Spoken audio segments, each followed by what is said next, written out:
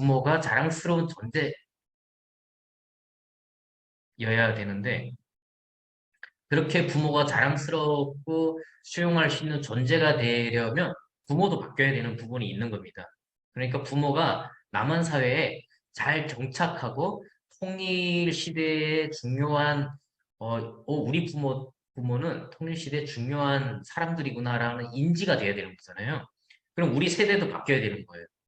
그 현실을 봤더니 우리 지금 정착하고 있는 저희 또래 세대들이 너무 많은 문제들을 안고 있는데 결국은 경제적인 문제를 해결하지 못해서 자녀 양육부터 시작해서 남아사회 정착 여러 가지가 있는 것.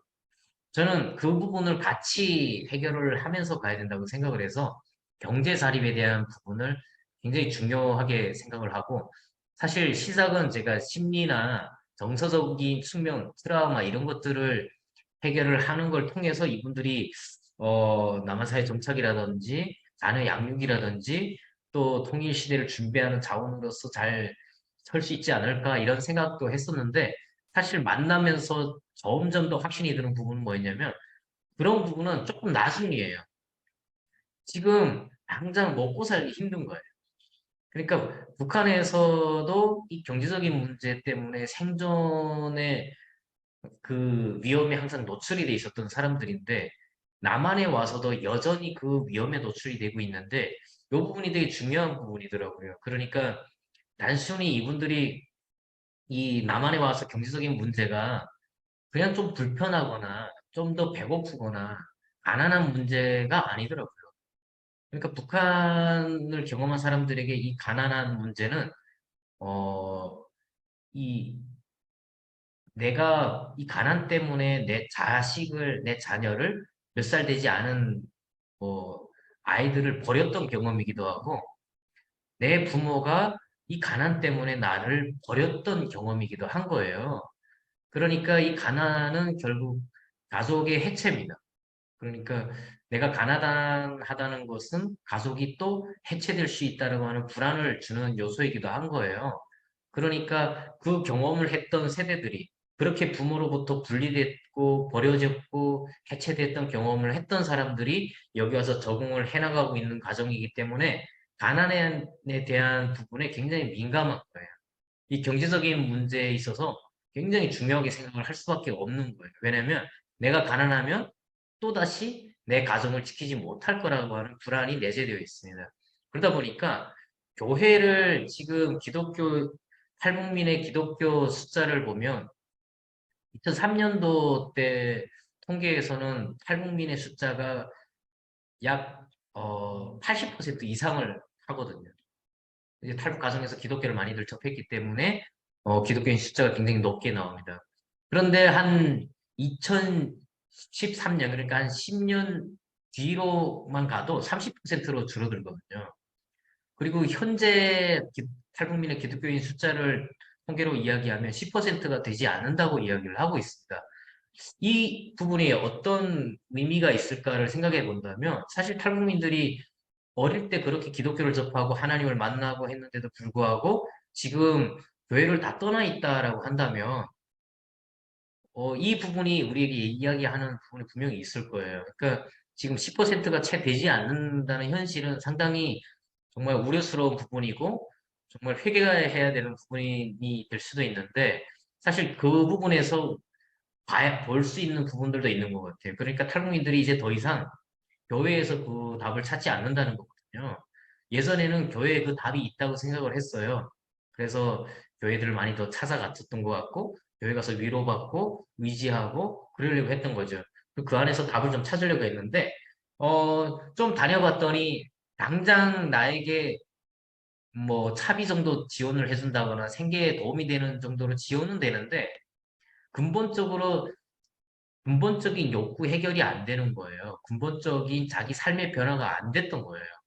그러니까 교회가 준비되지 않다 보니까 그렇게 수동적으로만 할 수밖에 없는 구조를 만들어 놓고 북한 선교를 한다라고 하는 명목하에 탈북민들을 최대한 많이 교회를 다니도록 하는 그런 사역에 좀 많이 집중됐었던 것 같아요.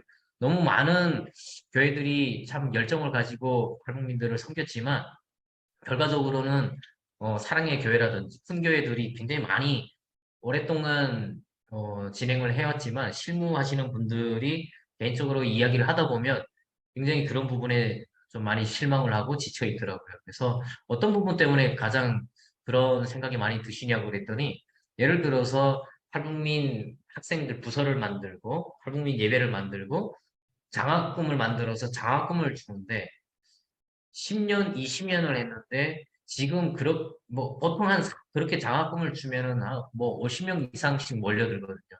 그렇게 학교를 다니는 동안 장학금을 받으면서 그 교회를 다녀요. 그런데 지금 돌이켜보면 예전부터 지금까지 다니고 있는 사람이 한 명도 없다는 거예요.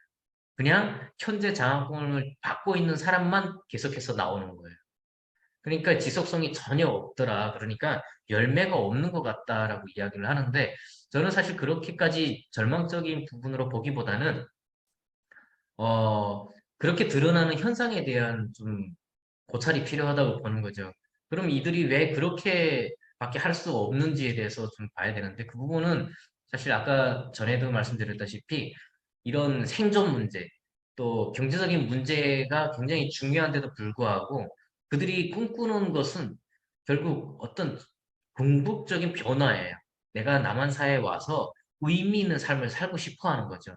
그런데 여전히 계속해서 그렇게 교회에 기대거나 정부에 기대서 살고 있는 스스로의 모습들에 굉장히 다들 좌절하고 좀 상대적인 박탈감 같은 것도 많이 느끼면서 살고 있는 현실이기도 합니다. 그래서 그 문제들을 해결하는 방법들을 찾기 위해서 많은 교회들이 자립에 대한 부분들을 지금 많이 하고 있는 것 같아요.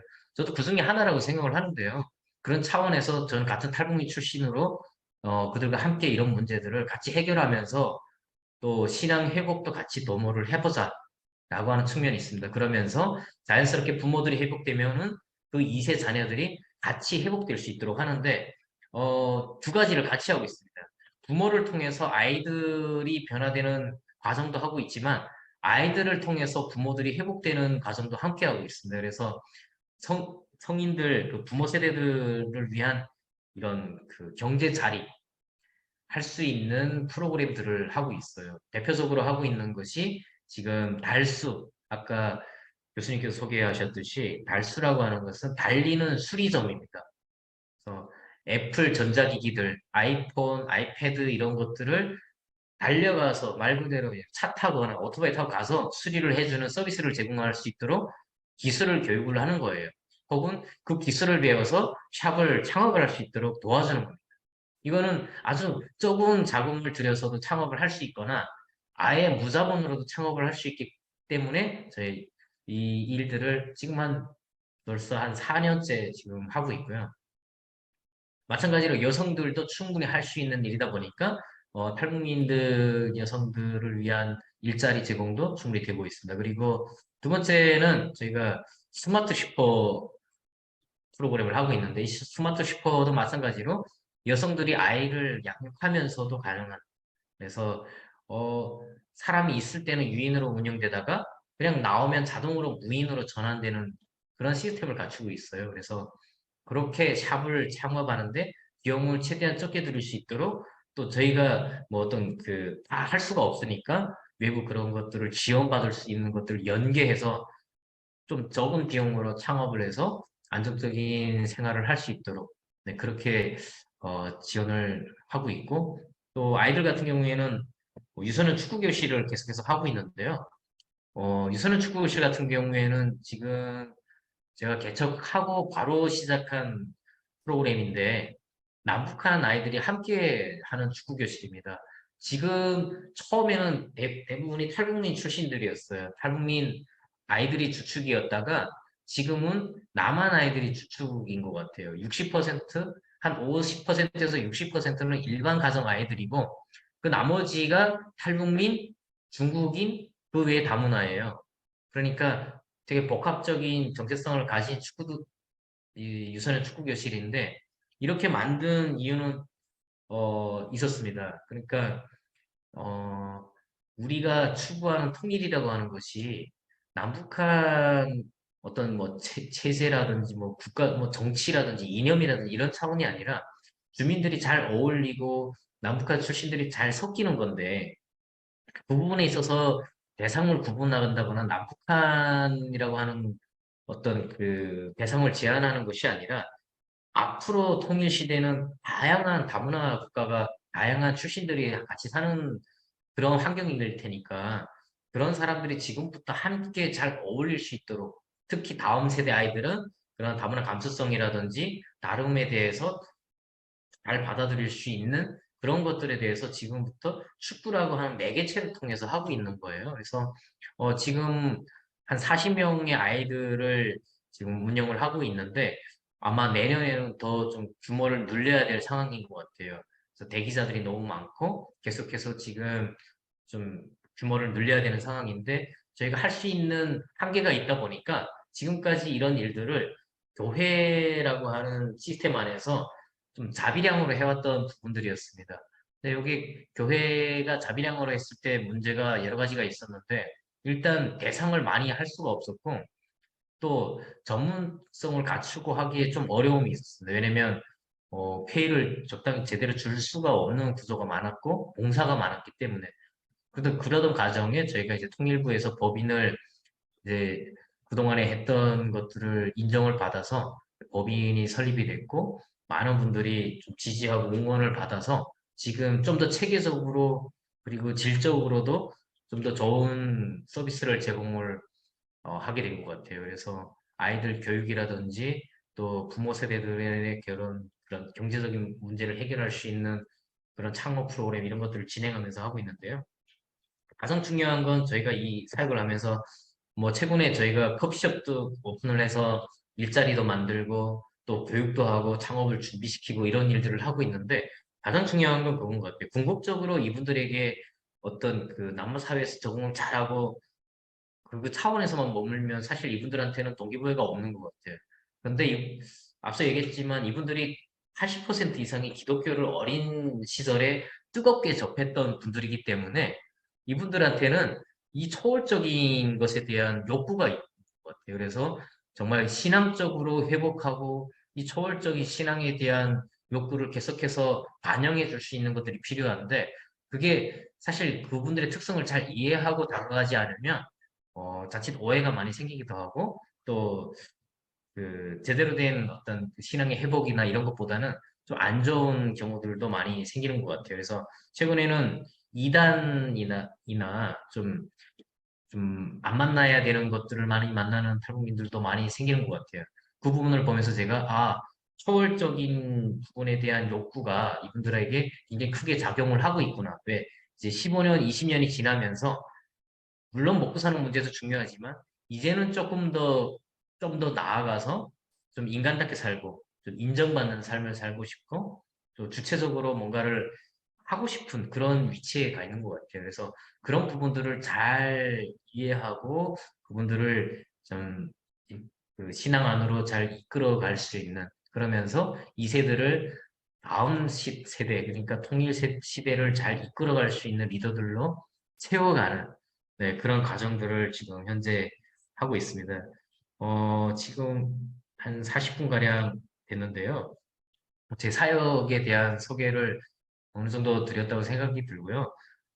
남은 시간 뭐 질문이나 네, 궁금하신 점이 있으면 자유롭게 좀 대화하는 시간을 가졌으면 좋겠습니다.